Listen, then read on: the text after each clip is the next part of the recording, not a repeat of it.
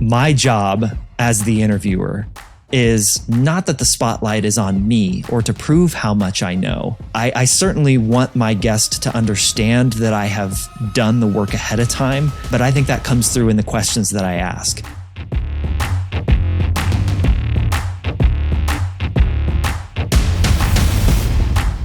Our guest today is an award-winning journalist, marketer, two-time TEDx speaker, and the host of the Follow-Up Question podcast.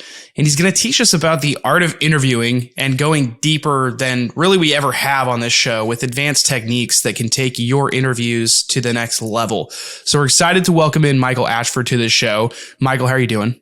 I'm doing wonderful, Blake. It is an honor to be here, man. I'm pumped about this. Same. We've done like high-level stuff on interviewing and prep work and things like that, but it's really just been that. We haven't gotten too deep in things. So I want to get to that point. But before we get there, maybe you could just help us establish a little bit of your background story, your origin story, if you will. How did you get into interviewing people, creating content? What's like the first thing you remember getting into it? Oh, man. Well, so I started out in college as an engineering major. I went to Kansas State University and they have a great engineering program. And I was high school valedictorian. I got good grades all my life. And so I knew I was going to go to K-State, and with a great engineering program, I had just tons of people who were like, hey, you're good at math and science. I was good at all the other things too, but go in engineering. Hated it. Absolutely hated it. It was not me, not my personality. God bless the people that do engineering, but it wasn't for me. And so I made about as drastic of a shift as you can get. And I went into mass communications and journalism. And that kind of led me down this path of not just creating content, but interviewing people. It is one of the things that I absolutely love to do, is just ask questions of people and get to know who they are, rather than always what it is that they do. We're so often asked what we do. I want to know who you are. And that from that point, I was in sports writing, or I was a sports editor at a newspaper, jumped into the marketing world for a little bit. And then, you know what? Several years ago, this thing called podcasting was like really getting going. And so I dove in at that point. And for a while, for about 5 years, I produced the largest podcast in the fitness space, specifically for dads. It was called the Fit Dad Fitness Podcast. I just ended that last year, but it was because of the work that I'm doing now with the Follow-Up Question that I wanted to go deeper with this one, with this podcast and the Follow-Up Question. And that is what brings us here now. So that's the high level overview of the journey so far, Blake. Well, you had mentioned you have this love for asking questions and interviewing people. One thing that springs into my head quickly is how transactional conversations and relationship building can be, especially in a business setting where a lot of people are really just doing podcasts or talking to other people with some business objective in mind. And I'm wondering how you straddle that line a little bit of like getting results and meeting people that can help you and network, but like, how do you also just have conversations that are interesting to you? It's asking more people how questions, I think. We are so used to going to conferences or jumping on podcasts and expecting to answer questions about what we do. And that really never tells us the motivation behind how we got into something, what we care about, how we came to actually be in the position where we're even working on that thing that you just asked me what it is that I do. For me, I have a higher level goal here, Blake, of turning more people, whether you have a podcast or not, whether you create content or not, of turning more people into interviewers, because I think that's missing from our conversation just at a global level. That we don't ask questions enough of each other. We go into conversations with assumptions, with our own opinions, with what we think we know is good, right, or the correct way to do something or to believe or to think or to act. We all know there's so much more nuance to life than that. And when we talk about specifically a podcast, what we might do might look very similar. I mean, listen, Blake, you've had several guests on here recently here on this show that have talked about interviewing. The what is pretty much the same, but it's the how did we get to this place? How do we view interviewing? We have different thoughts and opinions about what goes into a good interview, what goes into good prep. And for me, my prep work looks different because I want to understand people, and I want people to be better question askers. There's a level of communication that's missing here that I think across the board in our society, if we're talking about politics, if we're talking about education, if we're talking about business, there's a level of curiosity that's missing. And that is, we can talk about the what all day long. I love Simon Sinek. We can talk about the why even all day long, but I want to know the how. How did you come to this place where you're at? I definitely want to get into that with you and dive deeper. Before we do that, maybe we could talk through earlier on. You'd mentioned the Dad Fitness podcast, if I got that correct. So you've started some shows before. When you were just starting out, do you remember what you like, what your process was, what you were doing, and how that's different than what you're doing now? Well, I'll say from the tech side of things are a little bit different. I recorded my first interview for that show holding my phone up to a speakerphone. So I had my guest dialed in on a speakerphone, and then I recorded on my phone there in a little cubicle or office, and that's how I recorded the first interview. It was a mess. The audio was terrible, but my process, I started the podcast at that time because I wanted to get back to what I knew and what I loved in my journalism roots. You know, I left journalism for the sales and marketing world. I'm now the marketing director at a software company based here in Denver. It's called The Receptionist, but I left that world behind professionally, but I never left the mentality of the journalist. And I wanted to get back to that. That's why I started the podcast. And that has remained consistent from running that show to launching the new show that I run on my own, which is the follow-up question, to launching the show that we run at work, at The Receptionist, the Fabric podcast. It goes back to, when I made that change in college to go from engineering to journalism, something clicked with me. It was this culmination of how I look and view people, how I look at people, how I view people, how I want to engage with people. The role of a journalist, the mindset of a journalist, whether you're working at a newspaper or at a media organization or not, I think the mindset of a journalist is really what captured my heart. And that's what I wanted to do with that podcast. Was I just wanted to ask people questions and hear their stories. I wanted to get out of the way. I wanted to ask my question and get out of the way so we could hear who they were as people and the things that they cared about. I want to dive into a couple different main categories throughout this podcast. I want to talk about your prep work. I want to talk about mid-interview, how you're actually asking questions, techniques there, and maybe after as well, building the relationship after an interview. But maybe we'll just kind of go in order, start with prep. But yeah, through the lens of knowing, like, we kind of know what the checklists are that people use and how to prep and things like that. So adding your own spin on it, maybe adding some more of those advanced techniques or more of the how as well. So that's a broad question, but let's talk prep a little bit through your lens. What's your process and how do you think about preparing for an interview? Well, a great interview is born before a question's even ever asked, right? It is in that prep work that a great interview takes the initial shape or the initial form. I would say the things that I have yet to hear a lot of people focus on when they talk about prep is, what are you actually looking for? You know, you can do the checklist of social media and you'd be amazed at how many guests I interview on my show who have written a book, and they tell me most interviewers don't read the book. Like, we're here to talk about my book and you've never read it, so I have to spend half my time telling you what's in the book rather than we have a conversation about what's in the book. So if they have a book, read it. If that's what they're coming onto your show to talk about, read the book, dig into their social media, check out their website, see what they're liking on social media, all those things that we all understand. There's a checklist like you kind of referenced there. But what are we looking for? I look for two things. I look for patterns and anomalies. I look for patterns in their work, things that they consistently come back to, the things that Yeah. Well, for instance, let's use somebody we all know. Simon Sinek. I mentioned him earlier. We all know the things and the theories and the ideas that he consistently comes back to. And those are things that he's probably been asked a million times. For me in my prep work, if I were to interview Simon, I'm probably not asking so much about that.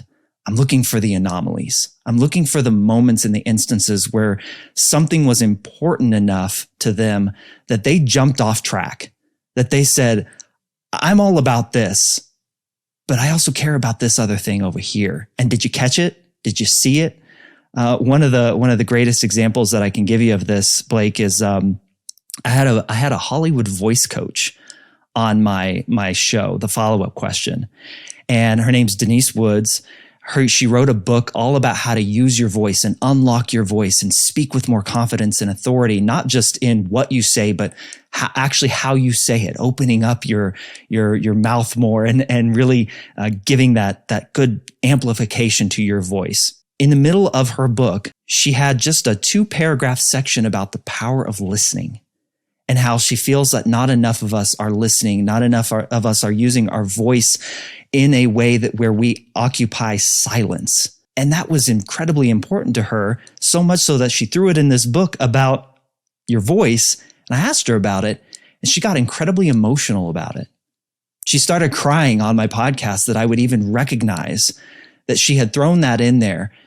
Most people would look at that as a throwaway, but when you look for patterns and anomalies in your research, that is where you can begin to dig into who the person is and the things that they care about.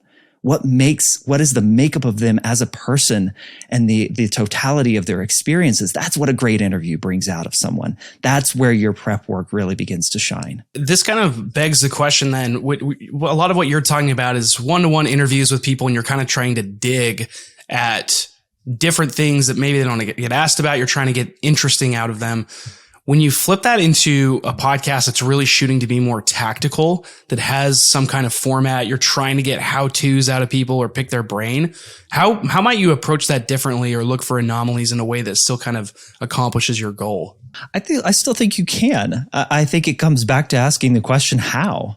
Like, okay, you're doing this thing over here, but how did you come to find, or how did you come to believe that this was important? What's been true in your life, or what's been true in your career that this was the path that you took? Was there another path that you thought you might go down? Digging into those instances where a decision was made. Even if it is, you're talking tactics and you're talking the specifics of what they do in their job. All of us have different paths that we've taken and routes that we've taken to come to the things that we consistently do in those patterns. Our tactics, a lot of the things that we do when we're running a podcast, when we're at work, we're executing on things, obviously, that fall into patterns. A lot of us are trying to break out of that. There's a lot of things that we do to try and break the wheel, to use Jay Akunzo's vernacular there. But if we can jump into the backstory of how they came to that point where this is their chosen pattern, I think we can still have a conversation about tactics. But it's more interesting to people. It's more interesting to me as an interviewer to understand the thought process that went into it. So for you personally then, with everything you've just said, you're looking for anomalies, you're looking for what's interesting, maybe piquing the guest's interest a little bit more, using different things, not just the same old. How do you know when it's enough, where you've done enough of the prep work, and how do you know that you're confident to go into the interview and actually create that content? I don't know what the definition of enough would be, Blake. I feel it's probably just a feeling you get. You've got a number of topics or unanswered questions that are rolling around in your head that if you then get into an interview situation, you can have a conversation with that person. I would put it this way. You go to coffee with your best friend. Like, let's say you could go back and have a coffee date with your absolute best friend from childhood. How would you know that conversation was enough? How would you know that you were going into that conversation with enough information about that person to have a conversation? I don't think you do. I think you know enough about that person. You have enough of the experience of either digging into their background or having experienced life with them that you can have a conversation and it's never going to feel like enough. And I think that's the thing that a lot of perhaps interviewers might need or want to get over is you're never going to have enough. You're never going to feel like you've got everything covered, especially because other than a few name podcasts, very rarely are we going for hours at a time. We're trying to stick it in a 30-minute window or an hour-long window of a conversation that is a snippet in time of this person's life. There just has to be topics that you want to touch on and be willing to go deep on with that person. Does that make sense? No, definitely. Yeah, definitely. There's obviously there's no right answer there, but when you're actually in the middle of an interview and you've done your prep and you're feeling good about it, how do you prefer to steer the conversation? Like, are you the type of person that once you've done the research, you really want to try to get through the bullet points and weave the story through there? Or do you still go into it even with massive amounts of prep and just say, I'm okay with wherever this goes? It's more of that. It's more, I'm okay wherever this goes. And I understand that there are shows that are a little bit more focused in the topics that they want to cover. And certainly, my way is not the end all be all, right? And I also, at any point in time, I advise people, I coach people, hey, be willing to ditch your plans. Be willing to just throw out what you thought you knew, where you thought you wanted to go, and be open to wherever that conversation happens to shift or the path that it happens to go down. My job as the interviewer is not that the spotlight is on me or to prove how much I know. I certainly want my guest to understand that I have done the work ahead of time to explore who they are and the things that are important to them and what they care about. But I think that comes through in the questions that I ask, because no one wants to get on 10, 15, 50 podcasts and repeat the same thing about their life and about their job and what they do over and over and over again. None of us want to do that. That's not a pattern we want to fall into. Going back to the conversations about patterns, we want to explore. We have this tendency or this drive or this want to explore areas of ourselves, areas of our lives, areas of the things that we do and the makeup of who we are in ways that we've never explored before. That's why every interview I aim for my guest to say, I've never been asked that before. That's remarkable. And you had a guest on recently who said one of the things that he aimed for was getting his guest to say, I've never said this before. It's a little bit different take on that, but I see my job as the interviewer as getting my guest to say, I've never been asked that before. Man, what a great question. I got to think about that for a second. I know one of the things that I look for when I'm interviewed is I want to be able to get new thoughts out of my head from someone else's perspective. That's what I appreciate about being interviewed myself, is just the ability to kind of sit in my thoughts and think through, yeah, this is how I choose to word this in this moment. And I've never worded it like that before. I've never thought quite of it like that way before, but now it's starting to click and I can then take it and go weave in different content or make a new episode about it as a podcaster. It's just where the conversation takes me. My job is to ask the question and get out of the way, but I want my guests to know I've done the work and I'm interested in their work. There's certainly a lot of podcasters out there that do not get out of the way. The hosts that really like the sound of their own voice, which can be viable, I guess, if you're doing a one-man show or you want to be the focus. But in this case, for interviewing other people, when you're mid-interview, is there anything like any tips that you have on what types of questions you like to ask versus questions you really hate asking? Well, it's easy to go to the questions I hate asking first. I do not like the talk about question. Talk about XYZ. Sports writers, my background, as I mentioned earlier, is in sports writing. Sports writers are notorious for this style of asking questions. It's not really a question. It's more of a directive. But you'll see a sideline reporter or a reporter after a game say, talk about your play in the second half. Well, okay, well, I'll do that. You leave me no choice but to talk about that thing. And it's not a question, rather than asking the more open-ended question. And we've all heard that before, so I'm not breaking any ground with that. But I don't like talk about questions. I also don't like questions that are statements that are phrased as questions. So I always go back to the "I'm Ron Burgundy," and again, something notoriously seen in sports reporting in particular, but also on a lot of podcasts is I'm asking you a quote unquote question where it's really just my opinion phrased as a question. And I'm trying to get you to confirm what I think I already know. So don't you feel that this is the way that it should be? I know that's a really blanket question there, but we see that all the time in podcasting, in interviewing, is it's because I want the spotlight on me a little bit. It's a little bit of the ego driven. And of course, we're podcasters and we like the sound of our own voice, and we want to hear that from time to time. But if we're asking questions that are basically just getting our guests to try and confirm what we just said, it's not a question. And that drives me absolutely nuts. And those tend to also be long, rambling questions, multi-part questions, where then the guest has no idea where to even begin. They don't have no idea but to agree with you.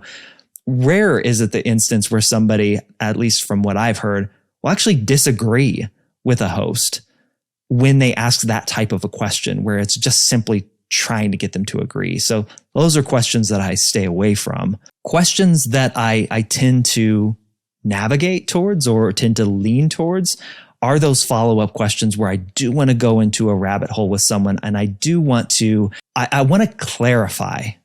So I ask a lot of clarifying questions. I just heard you say in this answer, in what you just said, I heard you say this. Now I took it to mean this. Is that what you meant by that? How did you intend that to come off? How questions are wonderful for getting people to explore that next level deeper than just what they probably default to in their answers, because they can anticipate what you're going to ask about because of who they are and the prep work that you've probably already done.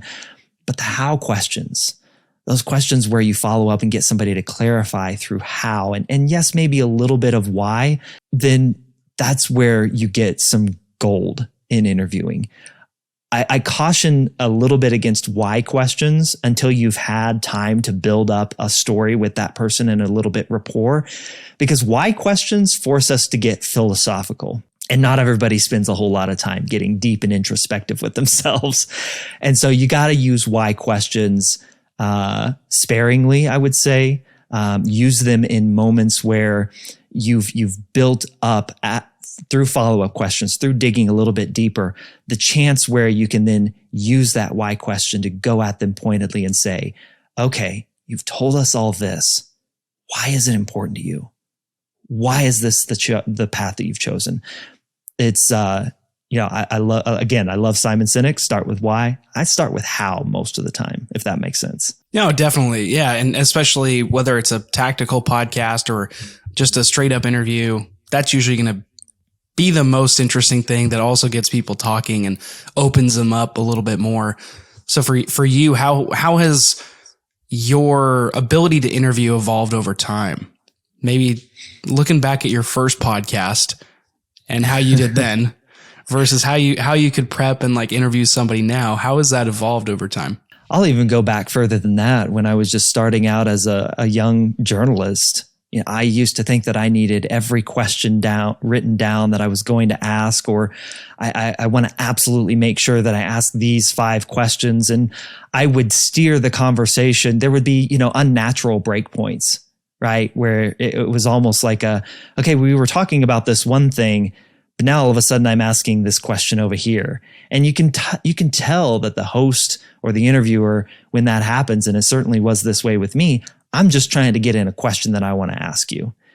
And every now and then that's okay, right? There's times where we can say, hey, look, we've riffed on this for a while, but something that I saw in my prep or something that I knew I wanted to come into this conversation and ask you about, let's shift gears here a little bit. Let's go down this route. So there are ways to do it, but earlier in podcasting, that was more frequent. Now, when I do my prep, I just kind of I write down topics, and I'm constantly writing in my notebook during the interview. They said this. I'm listening for key things that if I were listening just as the listener of the podcast and the interview itself, I'd want to say, oh, ask about that. Ask about that thing. What he just said, that's incredible. What she just mentioned there, it was just in passing, but there's a reason she said it. Ask about that. So all the time, you'll hear me on my podcast say, I want to go back to something you just said. And we're going to dive into that topic a little bit more. And that's what my notebook is filled with, are just those topics that I want to talk about. And then as we're going along during the interview, I'm just consistently writing notes and coming back to things that spark my interest for later. That's probably the biggest thing that's changed for me, Blake, is just the approach to the interview. It doesn't have to be this well-scripted, completely thought out exercise beforehand.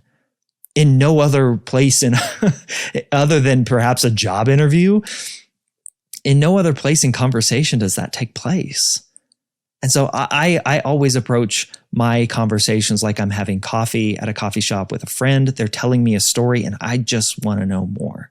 And I let the conversation go where it takes us from there. You've talked a lot about like almost following up with yourself throughout this conversation, whether it's coming back to ideas or, listening to what someone else has said or following up to your own ideas you'd planned for. It might be a little stressful for somebody that's just starting out to think about how they're going to multitask all this together. Do you have any tips for that specific part of it? Because I know, right now, this is a pretty chill conversation, but even now, like no notebook in front of me, I'm not the type of person that can just like take notes while I'm interviewing somebody. do you have tips or tricks for that? Yeah. I mean, that's my style. That's just how I go back. I default to my time as a sports writer, whereas I've got my recorder, I've got my notebook, and I'm writing notes just in case that recorder fails. That's just more of a stylistic thing that I learned growing up through journalism, really.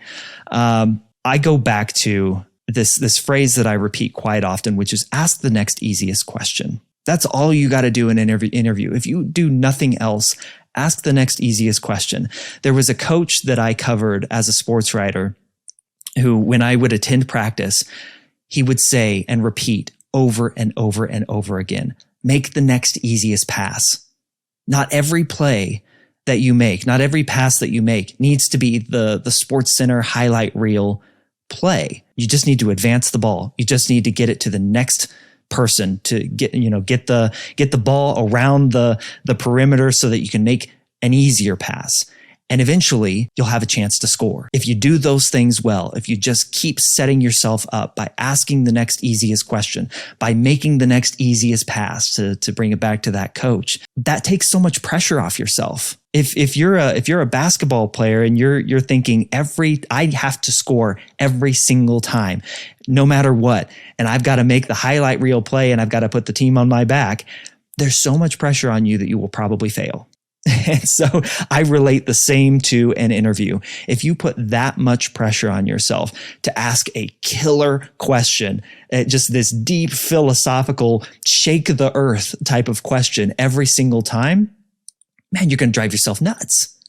You're going to be fumbling over your words. You're going to be stumbling about, you're going to be writing frantically. There's going to be just awkward moments, I think, as you search for what words to say to ask that great question. Don't put that much pressure on yourself. Ask the next easiest question. Again, going back to the coffee shop conversation with a friend, if a friend was telling you about why they quit their job, you just ask questions. Like, what did your boss say? How did the rest of your team react? What are you going to do? Like, those are simple, non-earth-shattering questions, but they could get great insight from your friend. Just don't put that much pressure on yourself.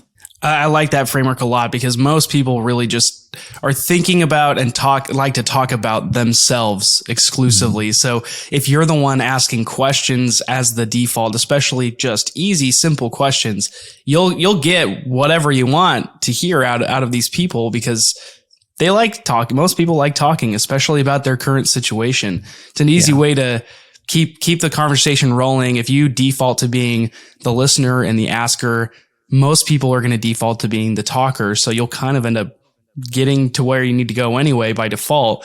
But then there is a flip side of asking the easy questions, and that's asking hard questions. Sometimes you have something that you have in your plans that you know you need to ask, and it's going to be either whether it's like difficult to bring up because it's a touchy subject, or it's a really huge topic that you may not feel you have expertise on. There are all kinds of hard questions. How do you think about prepping for hard questions? Again, going back to pressure, I don't put pressure on myself to be the expert. I put pressure on myself just to get the question out of my mouth, right? And let the person that I'm interviewing answer from there. One way to do this, Blake, is to get better at asking short questions. If we are asking short, to the point questions, there's less space for us. There's less time for us to, I'll use the phrase, make a fool of ourselves, but basically prove to the audience and to the person that we're interviewing that we don't know what we're talking about. And in an interview, we kind of should have that mentality. I don't know what I'm talking about. I'm exploring this topic with you. I've brought you on because you have a perspective that I want to hear, that I want to ask questions about. So I'm going to step away. I don't need to put commentary around my questions. I don't need to ask you to validate my opinion or my assumptions about it. I'm just going to ask you short, quick, to the point questions. And if it is a difficult question, I'm going to acknowledge that it's going to be a difficult question. Blake, I've got a tough question for you. In what I did in prepping for this interview, I came across this. Can you walk me through how that came to be? Can you walk me through what happened there? Just leave it very open-ended, but that question is so short. Can you walk me through what happened there? Like we put so much pressure again on ourselves to ask the long flowing question and prove that we did all the prep work in the question. I don't think we need to do that. Not often something that is that you see on podcasts is contentious questions. One of the things that somebody I study and her interviewing style is Oprah. I don't necessarily care for the content of and the people that she interviews. Celebrity does not interest me at all, but she's a fantastic interviewer and she's a fantastic model of how to ask those contentious questions about things that people don't want to talk about. So I go back to, if you watched her interview with Meghan and Harry, the royalty from England, there was a point where Harry was talking about how several members of the royal family had made racist remarks about Meghan. And he said, but I don't want to go there. I don't want to really mention who it is. And Oprah was like, okay, that's great. We can move on. It was probably XYZ. She just slid in there. Oh, it was probably this. And we as humans have a tendency to want to correct people.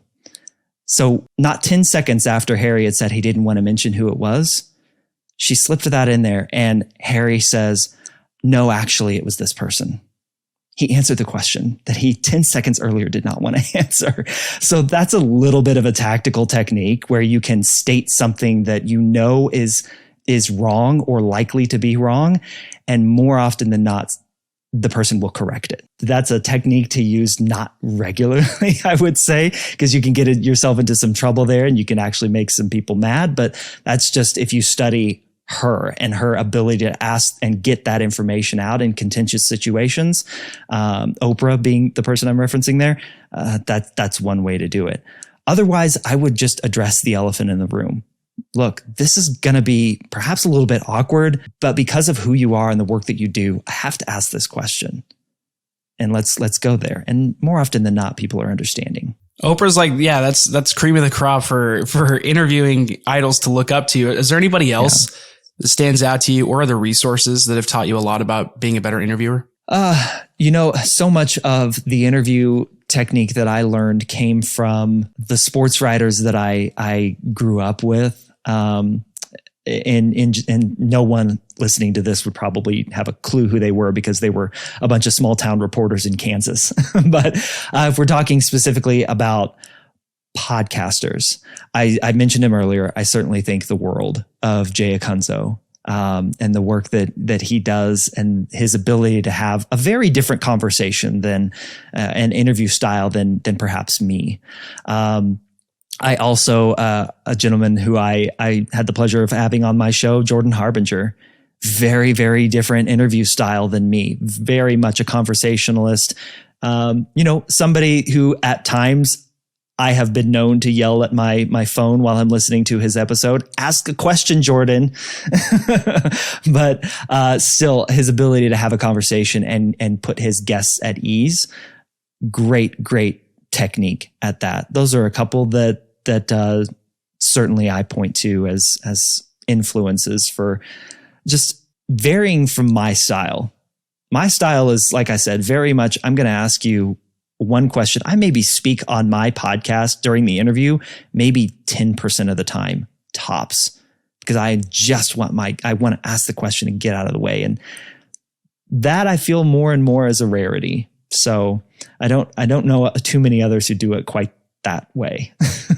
Yeah, there is some pressure as a host to try to weave the whole conversation together and have it perfect transitions between everything. I'm definitely guilty of that. Yeah, we all are. And I don't get it perfect or right every time. Certainly not. So sure. I don't want to make it seem like every interview is touched by Midas.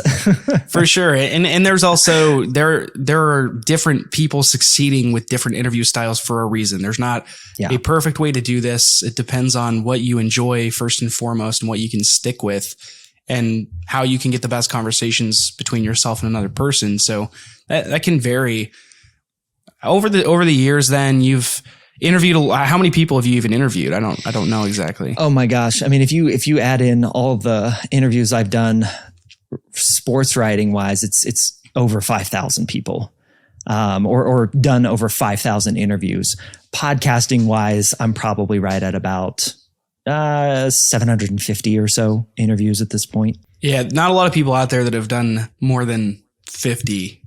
So that's pretty rare. And over the years, then through your experience, trial and error, I'm curious how you think about what a top 1.1% interviewer looks like. What are those qualities that you see in those people? The ability to put their ego aside in the questions that they ask, the ability to not have to be the expert. So much of being a good interviewer is letting your guest shine and letting them prove that they are the ones who there's a reason you invited them onto your show.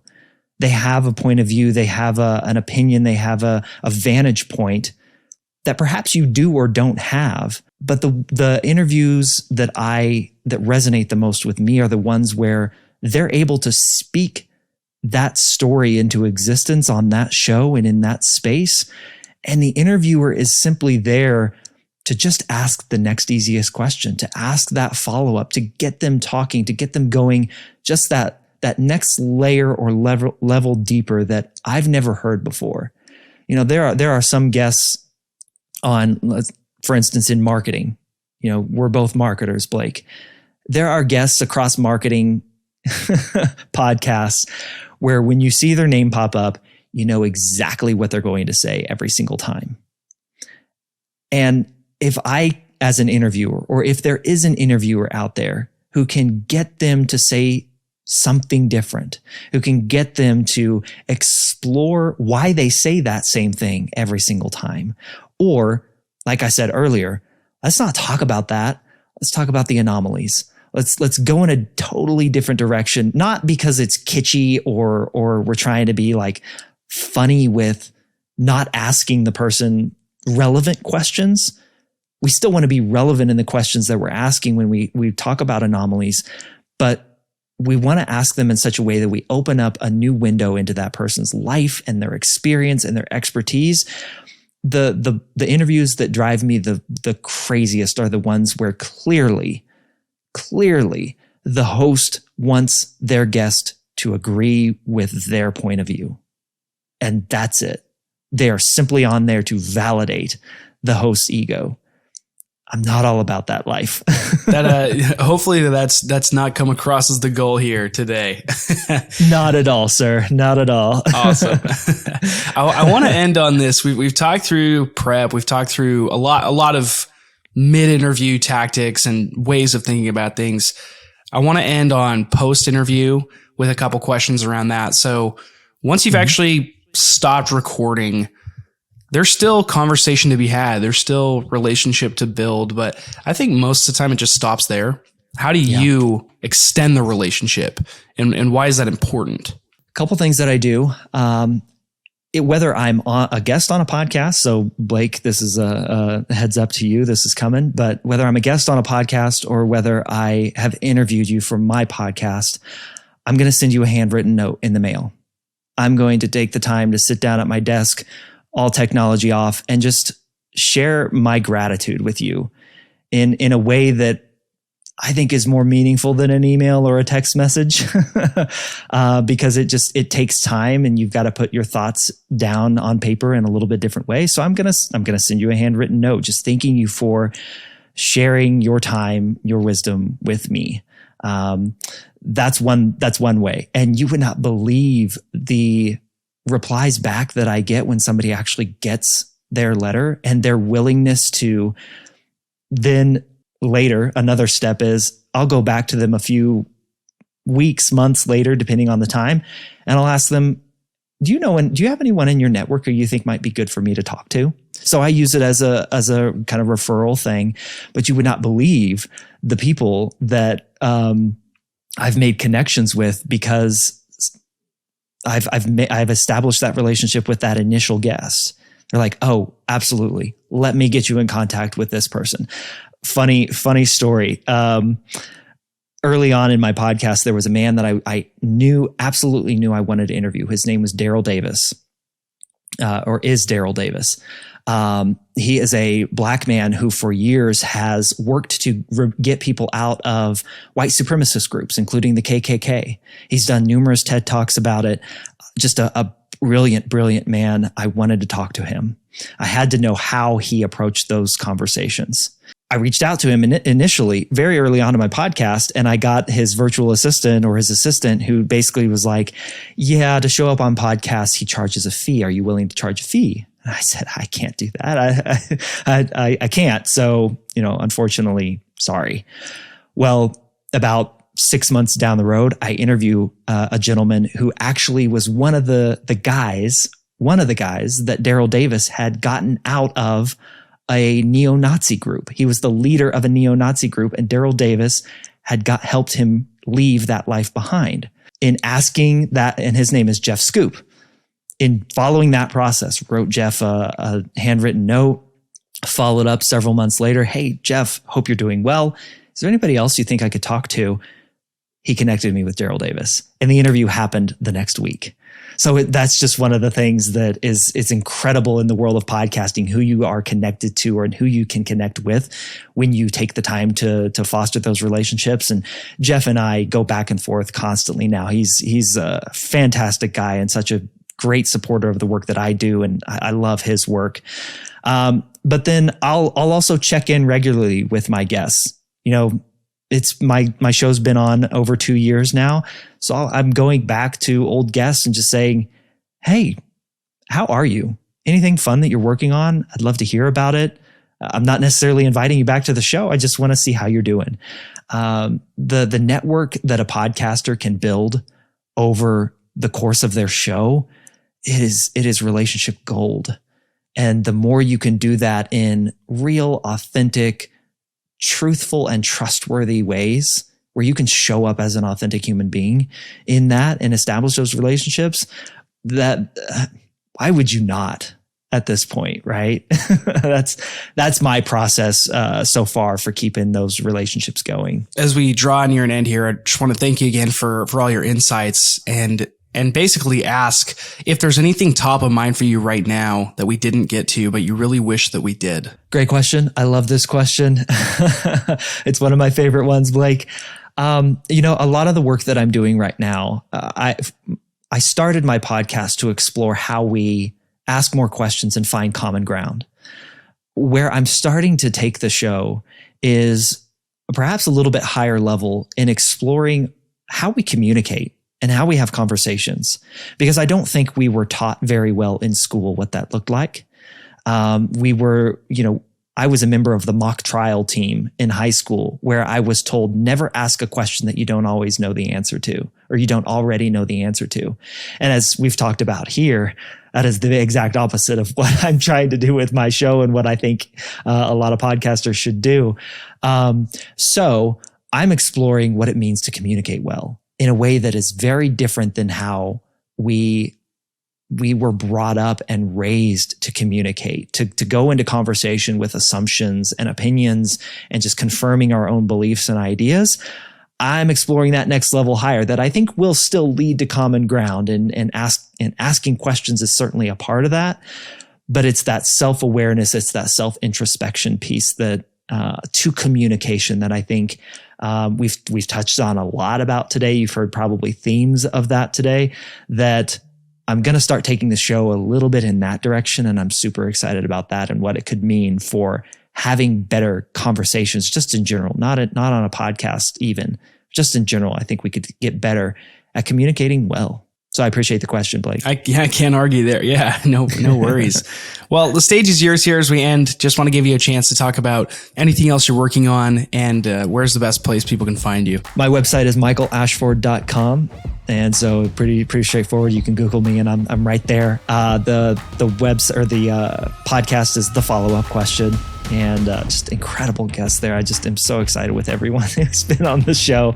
I also mentioned the podcast that we run through my full-time job, where I'm the director of marketing at The Receptionist. It's called the Fabric Podcast.